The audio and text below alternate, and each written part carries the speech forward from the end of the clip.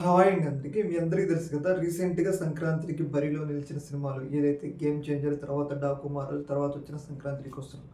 ఈ 3 సినిమాలలో box office వద్ద ముఖ్యంగా 'సంక్రాంతికొస్తున్నాం' అనేది కలెక్షన్ వర్షం అయితే కురిపిస్తా ఉంది. ముఖ్యంగా ఏంటి అంటే 'గేమ్ చేంజర్' అనేది భారీ అంచనాలతో వచ్చి ఒక రకంగా అంచనాలు అందుకోలేకపోవడం వల్ల కొంచెం ఫ్లాప్ టాక్‌ని అయితే మూటగట్టుకోవడం జరిగింది. తర్వాత వచ్చిన 'డాకు మహారాజ్' కూడా మంచి టాక్‌తోనే దూసుకెళ్ళిపోతా ఉంది.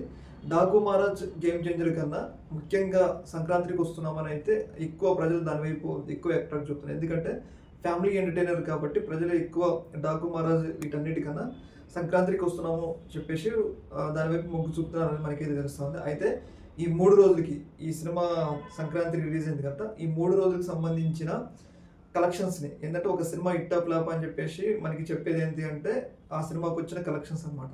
అయితే ఈ సందర్భంగా ఈ సినిమాకి వచ్చిన కలెక్షన్స్‌ని రీసెంట్‌గా ఆ సినిమాకి సంబంధించిన మేకర్స్ అయితే ప్రకటించడం జరిగింది. 3 రోజుల్లో ఈ సినిమా దాదాపు 106,00,00,000 వసూలు చేసినట్లయితే ప్రకటించడం జరిగింది. యాక్చువల్లీ ఏంటంటే గుడ్ నెంబర్. 'విక్టరీ వెంకటేష్‌కి' సంబంధించిన కెరియర్‌లో కూడా ఫస్ట్ నాకు తెలిసి 100,00,00,000 క్లబ్ సినిమా ఇదే అయ్యి ఉంటది.